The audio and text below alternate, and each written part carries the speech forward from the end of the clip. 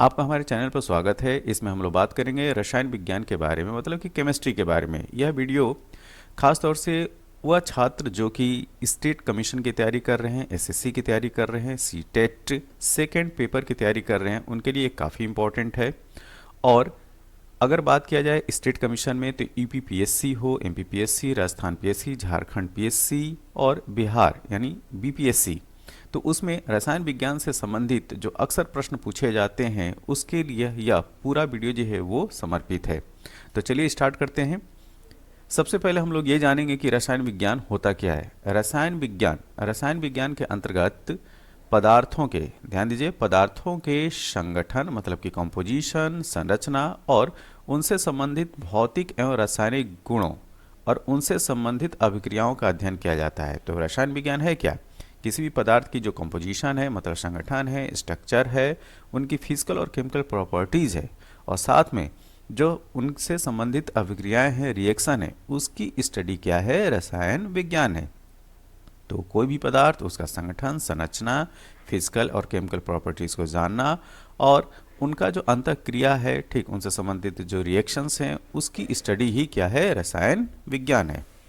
अब हम बात करेंगे कि रसायन विज्ञान का पितामह किसको बोला जाता है। तो ध्यान दीजिएगा, वर्जिलियस को रसायन विज्ञान का पितामह बोला जाता है। लेवासिए, ठीक है, ठीक, लेवासिए को आधुनिक रसायन विज्ञान का जनक बोलते हैं। तो अगर आपसे पूछा जाए फादर ऑफ मॉडर्न केमिस्ट्री कौन है, तो वो है लेवासिए। और रसायन विज्ञान का पिता मतलब कि ग्रैंड फादर ऑफ केमिस्ट्री कौन है? वर्जिलियस। तो फादर ऑफ मॉडर्न केमिस्ट्री ये हैं लेवेसिए और grand father of chemistry Virgilius. रसायन विज्ञान को एक अलग ज्ञान शाखा के रूप में स्थापित करने का श्रेय रॉबर्ट बॉयल को जाता है। ठीक है, तो रॉबर्ट बॉयल ही वो शख्स हैं जिन्होंने केमिस्ट्री को एक अलग जो विज्ञान की शाखा है उसके रूप में स्थापित किया। तो केमिस्ट्री एक अलग ब्रांच के रूप में स्थापित करने का जो श्रेय जाता है वो रॉबर्ट बॉयल को जाता है। अगला पॉइंट यह है कि पदार्थों का भौतिक वर्गीकरण, ठीक है, तो फिजिकल क्लासिफिकेशन ऑफ मैटर। तो फिजिकल क्लासिफिकेशन ऑफ मैटर की अगर बात किया जाए तो जैसा कि हम जानते हैं कि कोई भी पदार्थ होता है उसकी तीन अवस्थाएं, ठोस, द्रव एवं गैस। तो ताप व दाब की साधारण दशाओं में द्रव्य को, मतलब कि यहाँ पे मैटर की बात की जा रही है, द्रव्य को भौतिक अवस्था के आधार पर तीन भागों में वर्गीकृत करते हैं। या तो वो तो ठोस होगा या द्रव होगा मतलब कि लिक्विड, या गैस होगा। ठीक है, अब हम जानेंगे कि आखिर सॉलिड या ठोस क्या है। पदार्थ की वह भौतिक अवस्था ठोस कहलाती है जिसकी आकृति एवं आयतन निश्चित होता है। जो भी सॉलिड होता है उसकी आकृति और आयतन क्या होगा? निश्चित होगा। खासतौर से जो भी मेटल्स हैं मतलब कि धातुएं हैं या लकड़ी है, साल्ट हैं या ईंटें हैं, ठीक है, अगर आप लकड़ी का कोई गुटका देखें तो उसकी आकृति क्या होगी? निश्चित होगी, या तो चौकोर है, वर्गाकार है, और आयतन जो उसका जो वॉल्यूम होगा वो भी निश्चित होगा। तो जिसकी आकृति एवं आयतन निश्चित हो उसको हम लोग क्या बोलेंगे? सॉलिड, ठोस। द्रव की डेफिनेशन क्या होगी? पदार्थ की वह भौतिक अवस्था जिसका आयतन निश्चित हो, ठीक है, ध्यान दीजिएगा, जिसका आयतन निश्चित हो परंतु आकृति नहीं। तो यहाँ पे क्या है? आयतन निश्चित है लेकिन आकृति जो है निश्चित नहीं है। जैसे 1 लीटर दूध, तो 1 लीटर क्या है? वो आयतन जो है वो फिक्स है कि वो 1 लीटर ही है, लेकिन उस दूध को जो है आप एक गोलाकार कटोरे में रखिए या उसको जो है वर्गाकार या बेलन शेप कटोरे में रखिए, सिलेंडर में रखिए, तो उसका शेप जो है वो चेंज होता चला जाएगा। मतलब कि जिस बर्तन या जिस पात्र में रखा जाएगा वह उसकी आकृति ग्रहण कर लेता है। तो द्रव की क्या खासियत है? आयतन निश्चित होता है परंतु आकृति जो है वो निश्चित नहीं होती है। जिस पात्र में रखा जाता है वह उसी की आकृति ग्रहण कर लेता है, द्रव कहलाता है। अब हम बात करेंगे इसके एग्जाम्पल्स के बारे में, जैसे कि वाटर मतलब कि जल, दूध, एल्कोहल और मरकरी। गैस की बात करते हैं हम लोग। पदार्थ की वह भौतिक अवस्था जिसका आयतन और आकृति दोनों निश्चित नहीं होते हैं, ना तो आयतन ही निश्चित है ना तो आकृति ही निश्चित है, क्योंकि यह उस पूरे पात्र में फैल जाता है जिसमें इसे भरा जाता है, गैस कहलाता है। और गैस का एग्जाम्पल क्या है? Hydrogen gas, oxygen gas, carbon dioxide gas और जो भी एटमॉस्फेयर में अन्य गैसें हैं। ठीक, तो ये जो है गैस के एग्जाम्पल हैं। अब हम बात करेंगे मानव के शरीर में जो तत्वों का औसत मात्रा है उनके प्रतिशत के बारे में। तो अगर आपसे पूछा जाए कि मानव शरीर में सबसे अधिकतम मात्रा में कौन सा तत्व पाया जाता है, तो वह है ऑक्सीजन। देखिए, ऑक्सीजन मानव शरीर में सबसे ज़्यादा पाया जाने वाला तत्व है, यह है 65%।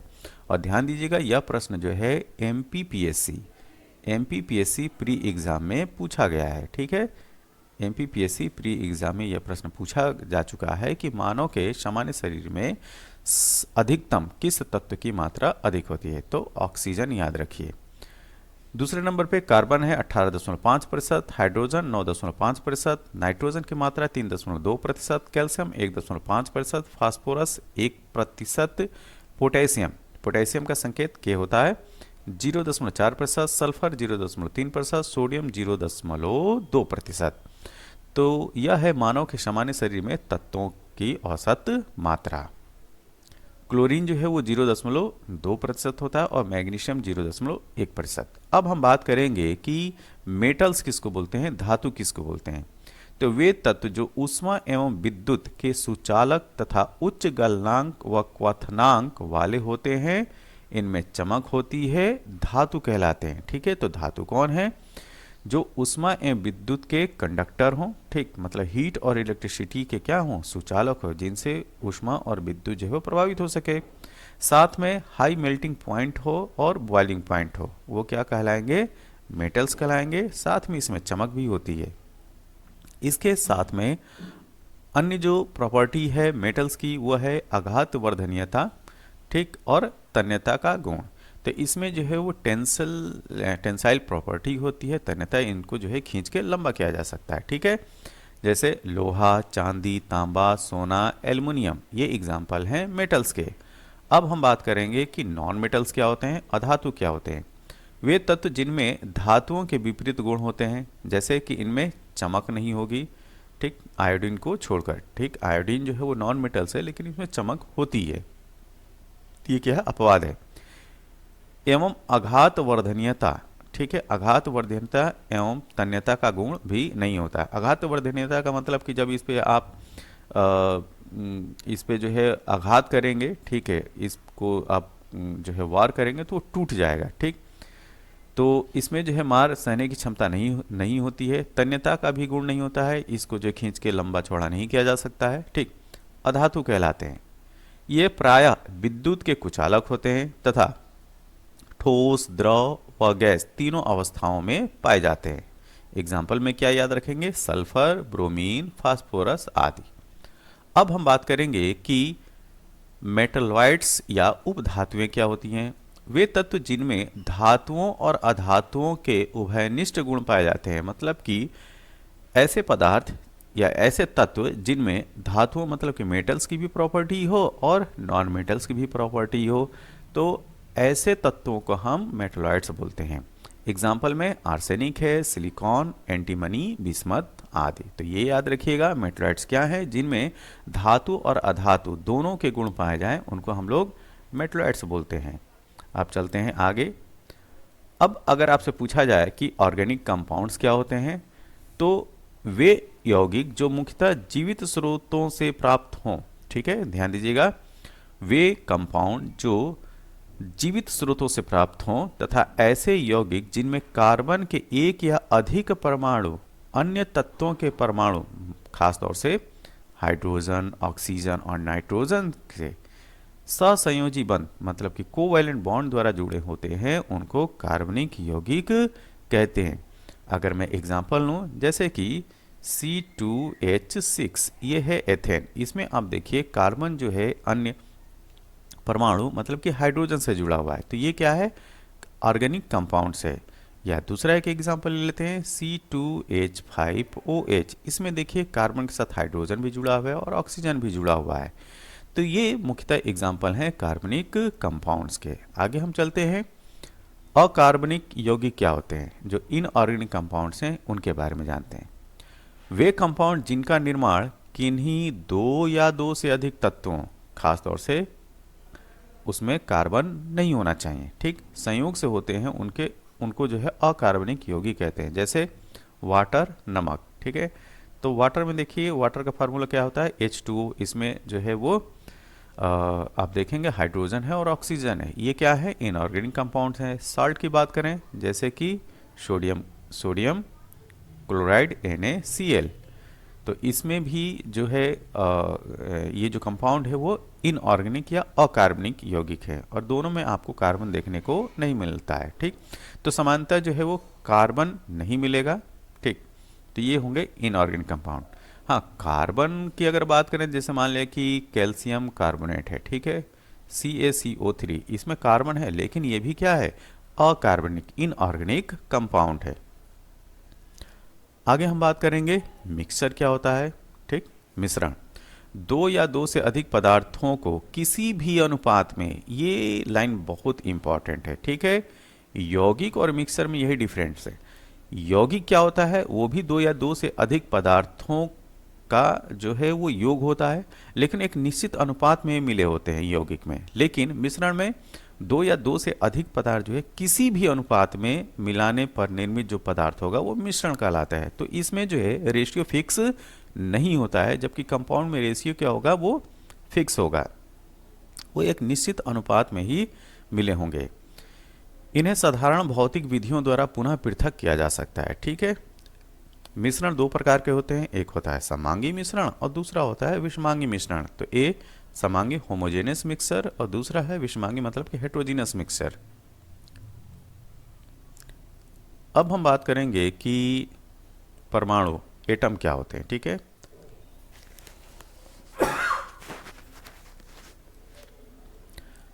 पदार्थ का वह सूक्ष्मतम कण जिनमें रासायनिक क्रिया में भाग लेने का गुण विद्यमान हो वह परमाणु कहलाता है, एटम कहलाता है। अब हम बात करेंगे एटॉमिक वेट या परमाणु भार। किसी तत्व का परमाणु भार वह संख्या है जो यह प्रदर्शित करती है कि उस तत्व का एक परमाणु कार्बन 12 के परमाणु के 12वें भाग के द्रव्यमान अथवा हाइड्रोजन परमाणु के, ध्यान दीजिएगा, हाइड्रोजन एटम के 1.008 भाग के द्रव्यमान से कितना गुना भारी है, वह होता है एटॉमिक वेट। तो इसको सिंपल भाषा में समझिए, किसी तत्व का परमाणु भार क्या होगा? तो जो कार्बन 12 है, ठीक, कार्बन 12, कार्बन के जो है वो दो अपरूप माने जाते हैं, एक कार्बन 12 होता है और एक कार्बन 14 होता है, ठीक। तो कार्बन 12 के 12वें भाग के द्रव्यमान से वह तत्व कितना गुना भारी है, ठीक है, ये मान लीजिए। या हाइड्रोजन परमाणु के 1.008 भाग के द्रव्यमान से कितना गुना भारी है, वह उसका एटॉमिक वेट या परमाणु भार कहलाएगा। इसी क्रम में हम लोग बात करेंगे कि द्रव्यमान संख्या या मास नंबर क्या होता है। तो परमाणु के नाभिक में उपस्थित प्रोटॉनों और न्यूट्रॉनों की कुल संख्या के योग को द्रव्यमान संख्या कहते हैं, ठीक है। जैसे अगर हम कार्बन के परमाणु की बात करें, ठीक है, कार्बन के परमाणु की बात करें, ठीक, तो ये कंसिडर कीजिए कि ये कार्बन का एटम है। तो केंद्र में क्या होता है? न्यूक्लियस, इसको जो है न्यूक्लियस बोलते हैं। और न्यूक्लियस में जैसा कि हम जानते हैं कि उसमें न्यूट्रॉन और प्रोटॉन होते हैं, ठीक, और उसके चारों तरफ जो है इलेक्ट्रॉन, मतलब कि न्यूक्लियस के बाहर जो होते हैं वो इलेक्ट्रॉन पाए जाते हैं। क्या? इलेक्ट्रॉन पाए जाते हैं। तो अगर हम कार्बन की अगर बात करें तो कार्बन में टोटल नंबर ऑफ न्यूट्रॉन और प्रोटॉन, खासतौर से हम कार्बन 12 की बात करें तो इसमें न्यूट्रॉनों की संख्या जो होती है 6 होती है, प्रोटॉनों की संख्या भी 6 होती है। तो न्यूट्रॉन प्लस प्रोटॉन अगर इनको जोड़ दिया जाए तो यही इनका क्या होगा? ये होगा मास नंबर। तो 6 6 12, तो कार्बन का जो मास नंबर है वो है 12। तो नाभिक में उपस्थित प्रोटॉनों और न्यूट्रॉनों की कुल संख्या का योग जो है वो द्रव्यमान संख्या कहलाती है। अब हम बात करेंगे कि परमाणु क्रमांक क्या होता है, ठीक। तो एटॉमिक नंबर परमाणु नाभिक में कुल प्रोटॉनों की संख्या अथवा उदासीन परमाणु के लिए कुल इलेक्ट्रॉनों की संख्या उसका परमाणु क्रमांक कहलाती है। तो किसी भी एटम में उपस्थित जो प्रोटॉनों की संख्या होती है वह उसका एटॉमिक नंबर होगा, या अगर अगर जो है मतलब कि जो नॉन रिएक्टिव एटम है उसमें इलेक्ट्रॉनों की संख्या भी उसकी परमाणु क्रमांक कहलाती है। एग्जाम्पल हम लेते हैं जैसे ऑक्सीजन। ऑक्सीजन, ठीक, ऑक्सीजन की अगर हम लोग बात करें तो ऑक्सीजन का एटॉमिक नंबर 8 होता है। तो इसमें इलेक्ट्रॉनों की संख्या कितनी होती है? 8 होती है। प्रोटॉनों की संख्या कितनी होती है? 8 होती है। ठीक है, तो इस वजह से इसका एटॉमिक नंबर क्या है? 8 है। अब हम बात करेंगे प्रमुख लवण और उनके रासायनिक नाम और उनका यूज़ किस में होता है, मतलब उसका उपयोग किस में होता है। तो इधर जो लिस्ट दी हुई है वह सॉल्ट की दी हुई है, इधर उसका जो है रासायनिक नाम है और इधर उसका उपयोग है। जो हम लोग साधारण नमक की बात करते हैं जिसको टेबल सॉल्ट भी बोला जाता है वह होता है सोडियम क्लोराइड। इसका रासायनिक फार्मूला, केमिकल फार्मूला होता है NaCl, सोडियम क्लोराइड का। ठीक है, उपयोग किस में आता है? खाने में, अचार के परिरक्षण तथा मांस एवं मछली के संरक्षण में आता है। धावन सोडा की बात करें, धावन सोडा मतलब कि वॉशिंग सोडा। वॉशिंग सोडा होता है सोडियम कार्बोनेट जिसका केमिकल फार्मूला है Na2CO3, सोडियम कार्बोनेट का। ठीक है, कपड़ा धोने कांच, कॉस्टिक सोडा व अपमार्जक चूर्ण में इसका उपयोग होता है। खाने का सोडा क्या होता है? सोडियम बाइकार्बोनेट जिसको NaHCO3 बोलते हैं। इसका उपयोग बेकिंग पाउडर, अग्निशमन तथा पेट की अम्लता को कम करने में होता है। आगे हम बात करें फिटकरी की। ठीक, तो फिटकरी जो कॉमन फिटकरी होती है वो होती है पोटेशियम एल्युमिनियम सल्फेट जिसका केमिकल फार्मूला है K2SO4 Al2SO2 thrice dot 24H2O। कभी कभी जो है वो फिटकरी का फार्मूला भी आपसे एग्जाम में पूछा जाता है, तो इसका जो फार्मूला है जरूर याद रखिए। क्या है? K2S4 Al2S2 thrice 24H2O। इसका उपयोग रंगाई, कटे हुए स्थान से रक्त का स्राव रोकने एवं पानी को शुद्ध करने में इसका उपयोग होता है। सोरा की बात करें, अगर आपसे पूछा जाए कि सोरा क्या है, तो पोटेशियम नाइट्रेट जो है उसको कॉमनली सोरा के नाम से जाना जाता है और इसका उपयोग होता है बारूद बनाने एवं उर्वरक के रूप में। ठीक है, फर्टिलाइजर के रूप में। नीला थोथा की बात करें तो नीला थोथा कॉपर सल्फेट होता है जिसका केमिकल फार्मूला CuSO4.5H2O होता है। यह जो है कवकनाशी है, मतलब कि फंजीसाइड है। कवक के नाश करने के लिए इसका उपयोग किया जाता है। विद्युत लेपन में, रंगाई और छपाई में भी इसका उपयोग करते हैं।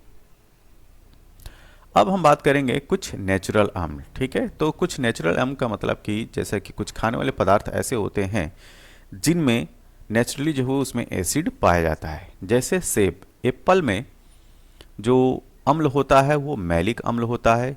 चींटी का डंक एवं बिच्छू का जो डंक होता है उसमें मेथनोइक अम्ल या फार्मिक एसिड होता है। ठीक, मेथनोइक एसिड या फार्मिक एसिड होता है। सिरका की बात करें तो सिरका है एसिटिक अम्ल। ठीक, तो एसिटिक एसिड जो है वो सिरका होता है। दही में जो खट्टापन होता है, ठीक है, वह लैक्टिक अम्ल की वजह से होता है। अंगूर और इमली की बात करें, इसमें जो खट्टापन है वो टार्टरिक एसिड की वजह से होता है। किसकी वजह से? टार्टरिक एसिड की वजह से। नारंगी, संतरा और नींबू की बात करें तो इसमें होता है सिट्रिक अम्ल। इसी वजह से नारंगी, संतरा और नींबू को जो है सिट्रस फ्रूट्स भी बोलते हैं। ठीक है, तो इसमें क्या होगा? Citric acid. अब हम थोड़ी सी जानकारी लेंगे कार्बन के बारे में। कार्बन क्या है? कार्बन प्रकृति में मुक्त एवं संयुक्त दोनों अवस्थाओं में पाया जाता है। कार्बन के शुद्ध रूप हीरा और ग्रेफाइट हैं जो कि मुक्त रूप में पाए जाते हैं, और कार्बन के ये एलोट्रॉप भी कहलाते हैं। ठीक है, तो हीरा और ग्रेफाइट। संयुक्त रूप में कार्बन प्राकृतिक गैस में, पेट्रोलियम में, वायुमंडल में तथा समस्त जीवों में पाया जाता है। ठीक है, ये कार्बन की उपस्थिति को दर्शा रहा है। कार्बन के दो मुख्य अपरूप हैं, हीरा और ग्रेफाइट, जैसा मैंने बोला। ठीक, तो अगर आपसे पूछा जाए कि हीरा और ग्रेफाइट किसके अपरूप हैं, तो कार्बन के। हीरा अति कठोर पदार्थ है। हीरे का जो अपवर्तनांक होता है 2.417 होता है, जिसके कारण यह पूर्ण आंतरिक परावर्तन करता है और हीरे का की जो चमक होती है पूर्ण आंतरिक परावर्तन के कारण होती है। तो अगर आपसे पूछे कोई कि हीरा चमकता क्यों है, तो हीरा इसलिए चमकता है क्योंकि उसका अपवर्तनांक बहुत ज़्यादा है, 2.417 होता है, ठीक, जिसकी वजह से वह टोटल इंटरनल रिफ्लेक्शन करता है। तो हीरे की चमक का कारण है पूर्ण आंतरिक परावर्तन। हीरा विद्युत का कुचालक होता है, ये बहुत इंपॉर्टेंट पॉइंट है, ठीक। तो ये एक कुचालक है, ठीक, विद्युत का कुचालक है। काले या गैर रत्न गुणवत्ता वाले हीरे को बोर्ड कहते हैं, ये काफी इंपॉर्टेंट है, ठीक है। क्या कहेंगे? बोर्ड, ठीक। तो काले या गैर रत्न गुणवत्ता वाले हीरे को बोर्ड कहते हैं। अब हम बात करें ग्रेफाइट के बारे में। ग्रेफाइट में कार्बन परमाणु का संकरण sp2 होता है, यह परतों के रूप में व्यवस्थित रहता है। तो अगर आपसे पूछा जाए कि ग्रेफाइट में जो हाइब्रिडाइजेशन है, जो संकरण है, वो किस तरीके का है, वो है sp2, और हीरे में जो है वो sp3 होता है, ठीक है, हाइब्रिडाइजेशन। ग्रेफाइट को काला सीसा भी कहा जाता है। अगर आपसे पूछा जाए कि ग्रेफाइट को किस अन्य नाम से जानते हैं, तो काला सीसा के नाम से भी जाना जाता है। ग्रेफाइट विद्युत का सुचालक होता है। ग्रेफाइट का उपयोग की बात कर लेते हैं हम लोग। तो ग्रेफाइट का उपयोग भट्टियों में इलेक्ट्रोड के रूप में, पेंसिल की नोक आदि के रूप में, जो हमारी पेंसिल होती है जिसे हम लोग लिखते हैं उसकी जो नोक बनी होती है वो ग्रेफाइट उसमें उपयोग होता है। अब बात करेंगे हीलियम के बारे में। हल्की गैस होने के कारण हीलियम का उपयोग मौसमी संबंधी गुब्बारे तथा वायुयान के टायरों में भरने के लिए किया जाता है। तो जो भी एरोप्लेन होते हैं उनके जो टायर होते हैं उसमें हीलियम का उपयोग किया जाता है। आगे हम लोग बात करेंगे नियॉन गैस के बारे में, ठीक। ये अक्रिय गैस है, तो नियॉन को नूतन गैस भी कहा जाता है। वायुयान चालकों को संकेत संप्रेषण के लिए प्रयोग किए जाने वाला प्रकाश बल्बों में नियॉन का प्रयोग किया जाता है, ठीक है। तो जो वायुयान चालक होते हैं एक दूसरे को जो संकेत, मतलब कि जो एक दूसरे को संकेत जो वो भेजते हैं, और उसके लिए जो प्रकाश बल्ब का उपयोग होता है उसमें नियॉन का प्रयोग किया जाता है। अब हम बात करेंगे ऑर्गन के बारे में, ठीक। तो ऑर्गन का जो एटॉमिक नंबर होता है वो 18 होता है, ठीक है। तो इसका जो एटॉमिक नंबर है 18 है। तो आर्गन गैस विद्युत बल्बों में भरी जाती है। इसकी उपस्थिति में फिलामेंट का जीवन काल बढ़ जाता है। रेडॉन की बात करते हैं। रेडॉन एक रेडियो एक्टिव जो है उत्कृष्ट गैस है, मतलब कि नोबल गैस है, ठीक है। तो रेडॉन जो है वो रेडियो एक्टिव है। कैंसर के रेडियो एक्टिव उपचार के लिए रेडॉन का उपयोग किया जाता है। अब हम बात करेंगे नाइट्रोजन गैस के बारे में। तो वॉल्यूम की दृष्टि से यह वायुमंडल का लगभग 78% भाग है। तो अगर आपसे पूछा जाए कि वायुमंडल में सबसे ज़्यादा कौन सी गैस पाई जाती है, तो वह है नाइट्रोजन गैस। नाइट्रस ऑक्साइड के बारे में बात करते हैं। तो नाइट्रस ऑक्साइड N2O को हंसाने वाली गैस या लॉफिंग गैस कहते हैं, और यह एक निश्चेतक है, मतलब कि इसको सूंघने के बाद जो है लोग अपनी होशो हवास जो वो खो देते हैं, ठीक है। तो क्लोरोफॉर्म का प्रयोग भी निश्चेतक एनेस्थेटिक के रूप में किया जाता है, ठीक, बेहोशी के लिए। मृदा में कुछ नाइट्रोसोमोनास स्थिरीकरण करने वाले जीवाणु पाए जाते हैं जो वायुमंडलीय नाइट्रोजन को नाइट्रेट में बदल देते हैं, और ये जीवाणु हैं राइजोबियम, नाइट्रोसोमोनास और नाइट्रोबैक्टर, ठीक है।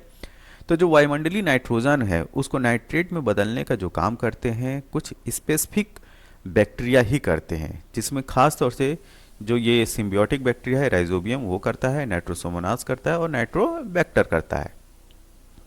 अब हम बात करेंगे सल्फर के बारे में, ठीक। तो पेट्रोलियम शोधन संयंत्रों तथा वाहनों से प्रदूषण के रूप में सल्फर डाइऑक्साइड गैस निकलती है, ठीक है। तो सल्फर डाइऑक्साइड का जो मेन सोर्स है वो क्या है, जो पेट्रोलियम रिफाइनरी हैं और जो व्हीकल्स हैं, ठीक, मोटर व्हीकल्स हैं, उनके धुआं में जो है वो सल्फर डाइऑक्साइड गैस निकलती है। आगे हम लोग बात करेंगे एक स्पेशल पॉइंट, ये है ताजमहल। ताजमहल जैसे कि वो सफ़ेद संगमरमर से बना हुआ है, लेकिन उसमें पीलापन आना स्टार्ट होगा। उसका जो मार्बल है वो उसमें क्षय हो रहा है, ठीक है। तो उसके जो क्षरण का कारण है, ठीक, उसका कारण है सल्फर डाइऑक्साइड गैस। और यह जो सल्फर डाइऑक्साइड गैस है मथुरा तेल शोधक कारखाने से निकलती है। एक्चुअली में होता क्या है कि ताजमहल ताजमहल की बिल्डिंग, जैसा कि हम जानते हैं कि यह जो है वो वाइट मार्बल से बनी हुई है, और मथुरा तेल शोधक जो रिफाइनरी है वहाँ से निकलने वाला जो सल्फर डाइऑक्साइड है, ठीक है, SO2 है, यह जो है वो पानी के साथ मिलकर, ध्यान दीजिएगा, पानी के साथ मिलकर सल्फ्यूरिक एसिड बनाता है। क्या है? H2SO4, ठीक है। और जब बारिश होती है, ठीक है, तो यह सल्फ्यूरिक अम्ल जो है इस तरह की बिल्डिंगों पे गिरता है, ठीक, तो उसमें से ताजमहल भी है। और सल्फ्यूरिक अम्ल इसके मार्बल से रिएक्ट करता है, और जिसकी वजह से इसका मार्बल जो है वो घुलना स्टार्ट हो रहा है। तो जो ताजमहल का जो क्षरण है उसके लिए रिस्पॉन्सिबल है एसिड रेन, ठीक है। और एसिड रेन कैसे बन रही है? जो मथुरा तेल शोधक रिफाइनरी है उससे निकलने वाला सल्फर डाइऑक्साइड है वह पानी के साथ रिएक्ट करके सल्फ्यूरिक अम्ल बनाता है, और जो बारिश वाला पानी है उसका नेचर जो है अम्ली हो जाता है, और यह अम्ली जो वर्षा है वह ताजमहल के का क्षरण कर रही है। अब हम बात करेंगे सिल्वर के बारे में। चांदी धातु में सर्वाधिक विद्युत एवं उष्मा की, अगर आपसे पूछा जाए कि सबसे ज़्यादा विद्युत की सुचालक कौन है या उष्मा की, तो वह है सिल्वर, चांदी। तो सबसे अच्छा जो है विद्युत और उष्मा का जो चालक है वो है सिल्वर। सिल्वर नाइट्रेट का प्रयोग दर्पण बनाने में किया जाता है, ठीक है। तो सिल्वर नाइट्रेट का प्रयोग अगर आपसे पूछा जाए तो क्या बताएंगे? दर्पण बनाने में, मिरर बनाने में, ठीक है। तो ध्यान रखिएगा, मिरर बनाने में जो है वो सिल्वर नाइट्रेट का प्रयोग किया जाता है। सिल्वर आयोडाइड का प्रयोग जो है वो कृत्रिम वर्षा, जो आर्टिफिशियल रेन कराने के लिए सिल्वर आयोडाइड का प्रयोग करते हैं।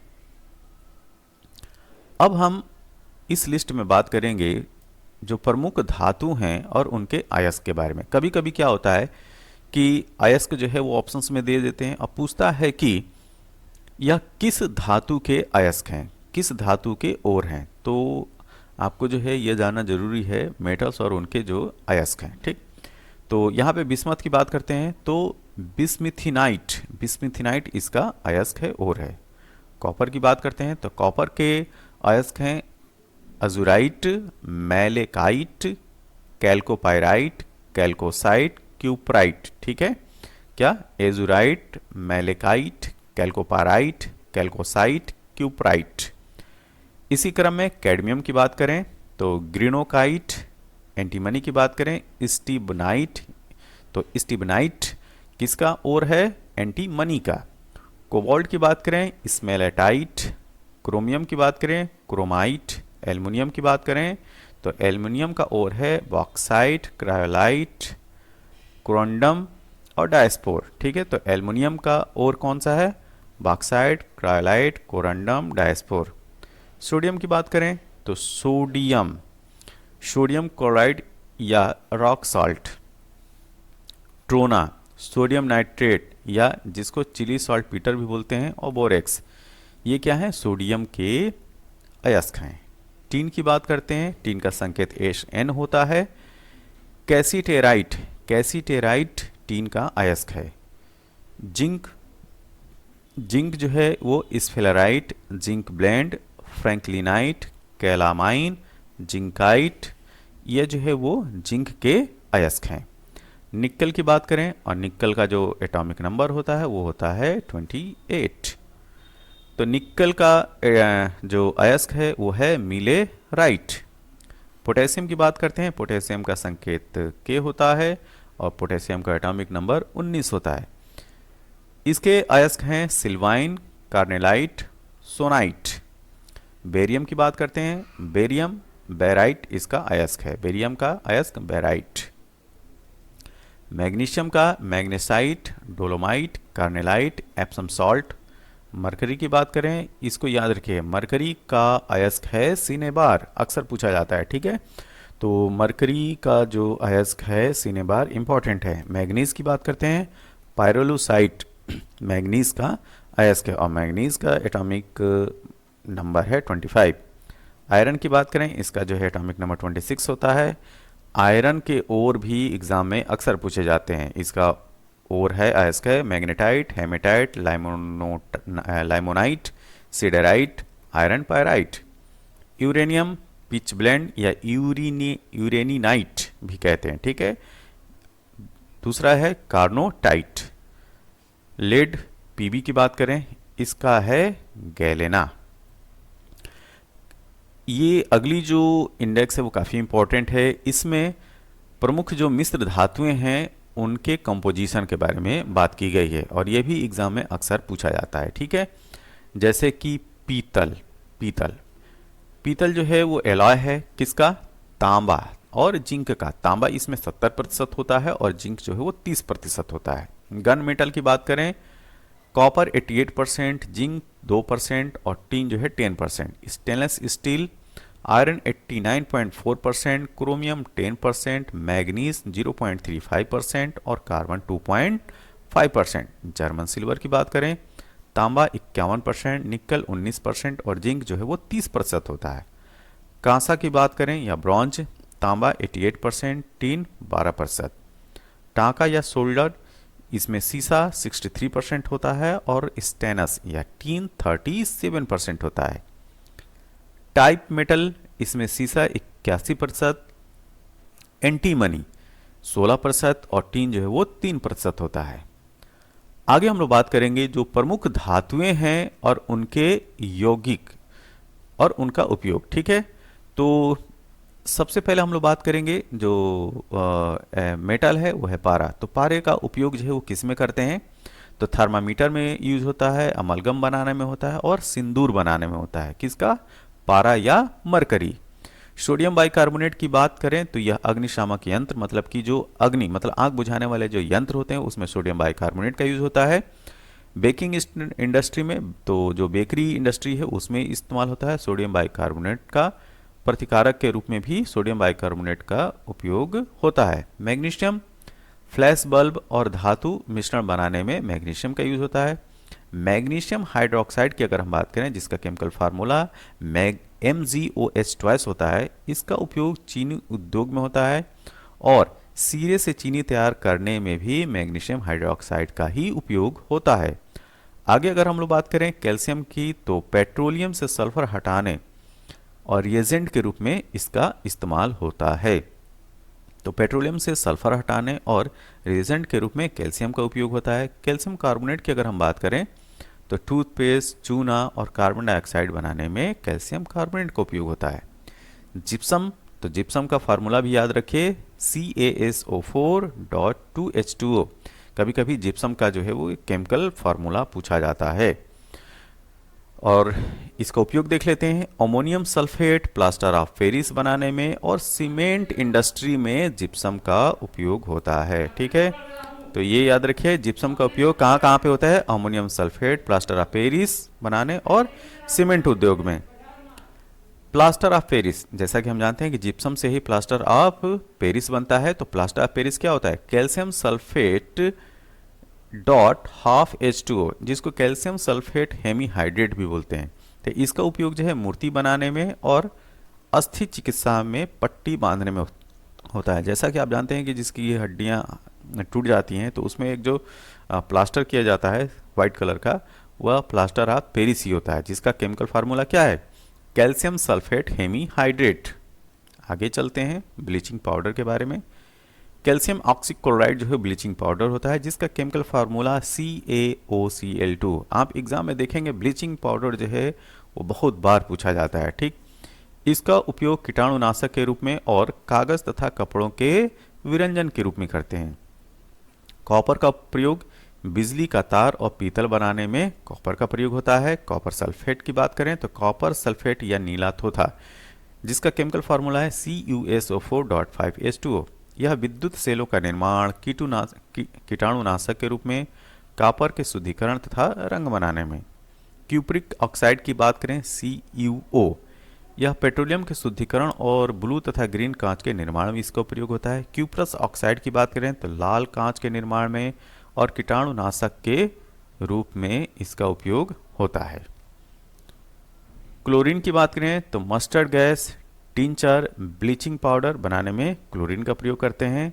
ब्रोमीन औषधि टिंचर निर्माण, रंग उद्योग में तथा प्रतिकारक के रूप में करते हैं। आयोडीन की अगर हम बात करें, आयोडीन काफ़ी इंपॉर्टेंट है।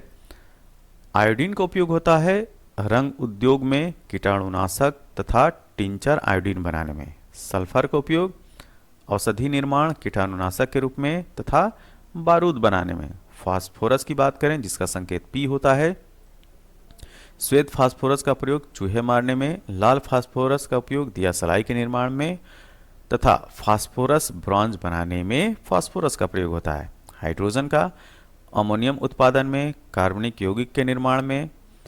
अगर लिक्विड हाइड्रोजन की बात करें तो रॉकेट के फ्यूल में जो है वो लिक्विड हाइड्रोजन यूज होता है। भारी जल की बात करें तो भारी जल का जो केमिकल फार्मूला है D2O है। न्यूक्लियर रिएक्टर में ड्यूटरेटेड यौगिक के निर्माण में और न्यूट्रॉन मंदक के रूप में, मॉडरेटर के रूप में जो है D2O भारी जल का उपयोग होता है। HCl हाइड्रोक्लोरिक अम्ल राज बनाने में, क्लोरीन, रंग, क्लोराइड द्रवण के निर्माण में। सल्फ्यूरिक अम्ल की बात करें तो स्टोरेज बैटरी, उर्वरक उत्पादन, पेट्रोलियम के शुद्धिकरण, रंग उत्पादन तथा प्रयोगशाला में प्रतिकारक के रूप में होता है। अमोनिया की बात करें तो रेयान बनाने में, आइस फैक्ट्री में और प्रतिकारक के रूप में। नाइट्रस ऑक्साइड सेल चिकित्सा में निश्चेतक के रूप में नाइट्रस ऑक्साइड का प्रयोग होता है। फिटकरी की अगर हम बात करें तो फिटकरी का chemical formula K2SO4 Al2SO4 3/24H2 है। इसका औषधि निर्माण में, चमड़ा इंडस्ट्री में, जल को शुद्ध करने में और कपड़ों की पेंटिंग में, रंगाई में फिटकरी का उपयोग करते हैं। जिंक का उपयोग बैटरी बनाने में और हाइड्रोजन बनाने में। जिंक ऑक्साइड मलहम बनाने में तथा पोरसेलिन में चमक लाने में। फेरस ऑक्साइड की बात करें तो फेरस लवणों के निर्माण में और हरा कांच बनाने में। फेरिक ऑक्साइड की बात करें तो फेरिक लवणों के निर्माण और जेवरात पालिश करने में। पोटेशियम ब्रोमाइड फोटोग्राफी में उपयोग होता है पोटेशियम ब्रोमाइड का। पोटेशियम नाइट्रेट बारूद बनाने में पोटेशियम नाइट्रेट का प्रयोग करते हैं। पोटेशियम सल्फेट फर्टिलाइजर या उर्वरक बनाने में। अब हम बात करेंगे पॉलीमर या बहुलक, ये क्या होते हैं, ठीक है। तो स्टार्च और सेल्यूलोज प्राकृतिक बहुलक हैं जो पौधों से प्राप्त किए जाते हैं। प्लास्टिक भी एक बहुलक पदार्थ है और प्लास्टिक जो है वो दो प्रकार के होते हैं, एक नेचुरल प्लास्टिक, प्राकृतिक प्लास्टिक जैसे लाख, और कृत्रिम प्लास्टिक जैसे कि नायलॉन और पॉलीथीन। अब हम बात करेंगे कि पॉलीमराइजेशन होता क्या है, ठीक है। बहुलकीकरण क्या होता है, ठीक है। तो एक ही यौगिक के अनेक अणु जब परस्पर संयोग करके एक बड़े अणु की संरचना ग्रहण कर लेते हैं तो इसे बहुलकीकरण कहते हैं, ठीक है। तो इस बात को फिर से देखिए, एक ही यौगिक के अनेक अणु जब परस्पर संयोग करके एक बड़े अणु की संरचना ग्रहण कर लेते हैं तो इसे बहुलकीकरण कहते हैं। पॉलीथीन या पॉलीएथिलीन एथिलीन के उच्च ताप पर बहुलकीकरण की क्रिया के द्वारा प्राप्त होता है, ठीक है। तो ये जो पॉलीथीन होती है वह किसका बहुलक है, वह एथिलीन का है। एथिलीन मतलब C2H4 का। अब कुछ इंपॉर्टेंट जो फैक्ट्स हैं केमिस्ट्री से संबंधित उसको देख लेते हैं। अगर आपसे पूछा जाए कि सबसे हल्का एलिमेंट कौन सा है तो वो है हाइड्रोजन, ठीक है। क्या है, हाइड्रोजन सबसे हल्का तत्व है। ऑस्मियम और इरिडियम सर्वाधिक भारी तत्व हैं, तो सबसे हैवी एलिमेंट अगर पूछा जाए तो क्या है, ऑस्मियम OS। ऑक्सीजन भूपरत मतलब कि जो अर्थ क्रस्ट होती है उसमें सबसे अधिक मात्रा में पाया जाने वाला तत्व है, ठीक है। और मानव शरीर में भी अनुपातिक तौर पे सबसे ज़्यादा पाया जाने वाला तत्व ऑक्सीजन ही है, और अर्थ क्रस्ट भूपरत में भी सबसे अधिक मात्रा में पाया जाने वाला तत्व भी ऑक्सीजन ही है। अब हम बात करेंगे रासायनिक पदार्थों के व्यावसायिक नाम और उनके केमिकल फॉर्मूले, ठीक। तो इधर क्या है, व्यावसायिक नाम दिया गया है जिस नाम से हम जानते हैं, दूसरा केमिकल फार्मूला है और इधर जो है उसका केमिकल फार्मूला है। तो इधर केमिकल नेम है और इधर केमिकल फार्मूला है, ठीक है। तो ड्राई आइस सुना होगा आप लोगों ने, या शुष्क बर्फ जो है के नाम से जाना जाता है। रासायनिक नाम क्या है, ठोस कार्बन डाइऑक्साइड है ये, ठीक। और इसका केमिकल फार्मूला CO2, लेकिन ये कैसा होगा, गैसियस स्टेट में नहीं होगा, वो सॉलिड होगा। मार्स गैस या गोबर गैस, इसमें मीथेन होता है, मीथेन का केमिकल फार्मूला CH4 होता है। मूर्खों का सोना, जिसको फुल्स गोल्ड भी बोलते हैं, यह आयरन पायराइट होता है, ठीक है। सोने की तरह से दिखता है लेकिन ये सोना होता नहीं है। आयरन पायराइट या आयरन सल्फाइड, तो FeS। रेड लेड की बात करें तो रेड लेड क्या है, यह है ट्राइप्लाम्बिक या tetra oxide, Pb3O4, triplumbic tetra oxide क्या है, रेड लेड है। चूने का पानी या बुझा हुआ चूना, यह है कैल्शियम हाइड्रोक्साइड, CaOH ट्वाइस। चूना बिना बुझा हुआ है, कैल्शियम ऑक्साइड, क्विक लाइम भी इसको बोलते हैं, यह है CaO। जिप्सम की बात करें हम लोग तो जिप्सम क्या है, कैल्शियम सल्फेट, CaSO4.2H2O। चूने का पत्थर है लाइमस्टोन या चाक, कैल्शियम कार्बोनेट, CaCO3, ये है कैल्शियम कार्बोनेट। हरा कशिश, हरा कशिश क्या है, फेरस सल्फेट, FeSO4.7H2O, FeSO4.7H2O, जिसको हम हरा कशिश बोलते हैं, ठीक है। नीला थोथा कॉपर सल्फेट है, तो कॉपर सल्फेट इसका केमिकल फार्मूला ध्यान दीजिए CuSO4.5H2O। इसके साथ जो ये जो पानी के जो अणु हैं, इनकी जो संख्या है उनको भी जरूर याद रखिए। तो नीला थोथा में 5 H2O मॉलिक्यूल जो हो जुड़े होते हैं, तो CuSO4.5H2O। सुहागा की बात करें तो सुहागा बोरेक्स है, Na2B4O7.10H2O, ठीक है। तो सुहागा या बोरेक्स का भी केमिकल फार्मूला अक्सर पूछा जाता है, क्या है, Na2B4O7.10H2O। नौसादर, अमोनियम क्लोराइड जो नौसादर है, NH4Cl। आगे हम लोग बात करेंगे कुछ और प्रॉपर्टीज। अत्यंत ज्वलनशील होने के कारण सोडियम को मिट्टी के तेल मतलब कि केरोसिन ऑयल में रखा जाता है।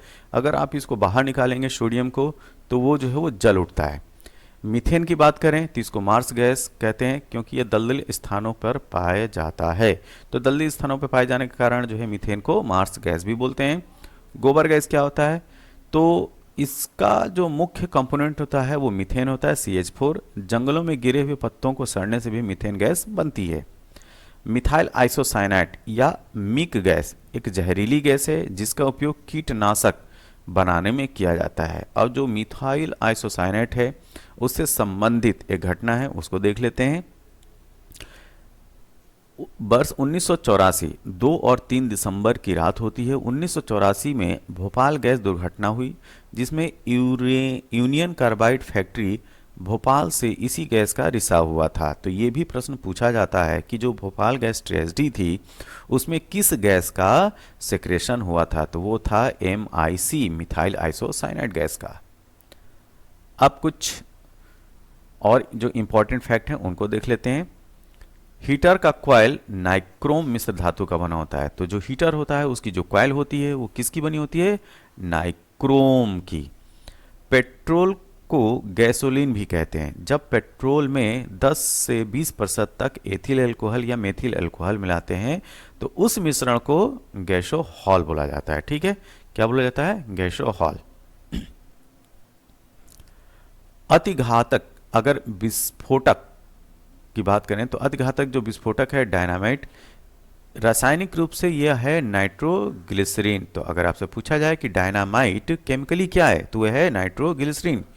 इसका आविष्कार अल्फ्रेड नोबेल ने किया था और जिनके नाम पर हर साल जो है नोबेल पुरस्कार दिया जाता है। आगे की जो इंडेक्स है वो काफ़ी इंपॉर्टेंट है, जिसमें हम लोग बात करेंगे रासायनिक पदार्थ और उनके जो नेचुरल सोर्स हैं। तो रासायनिक पदार्थ और उनके प्राकृतिक स्रोत।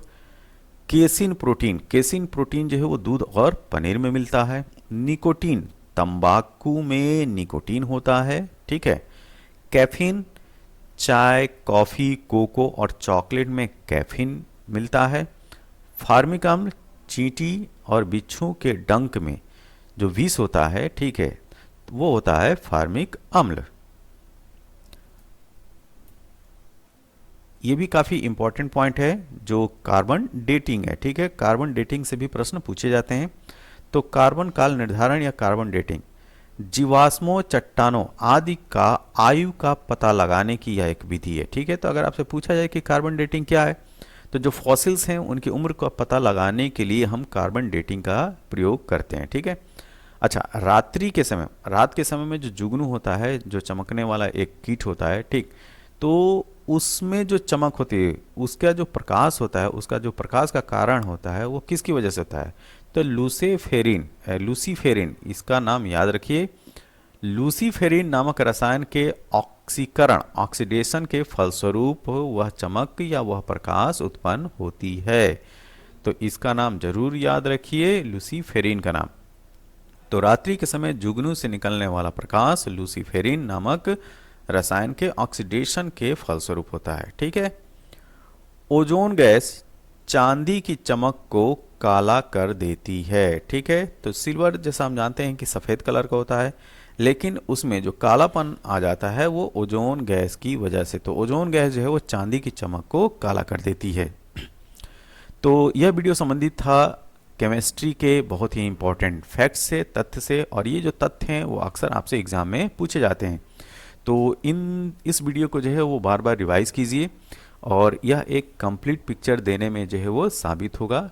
और जो भी एग्ज़ाम में प्रश्न आएंगे इसकी सहायता से आप कर सकते हैं, खासतौर से केमिस्ट्री के प्रश्न।